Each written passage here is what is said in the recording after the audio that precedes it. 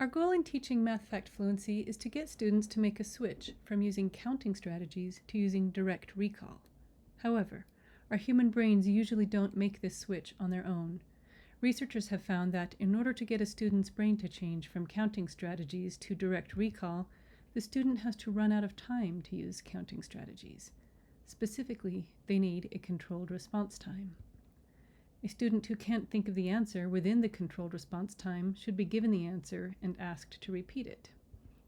The amount of time is specific to the student and needs to be adapted over time until the student can answer within 1 second. However, if we pressure them so much that they give a wrong answer, then the wrong answer will compete with the right answer in memory. So we need to present practice problems to students at a pace that allows them to give a near errorless performance, and this means adapting their controlled response time carefully in response to the student's performance.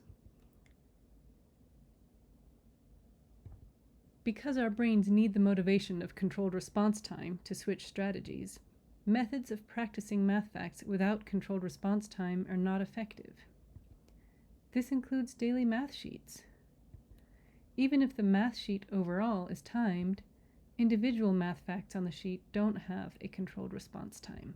So practicing math facts this way may help the students to get a little faster with their computation strategies, but it usually won't cause their brain to switch to direct recall.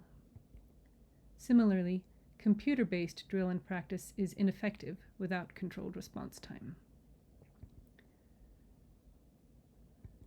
Unfortunately, controlled response time can be discouraging. A student who feels they know the answer because they can calculate it using counting strategies is frustrated when they run out of time. As we work on developing fact fluency with our students, we need to do what we can to counter this sense of frustration.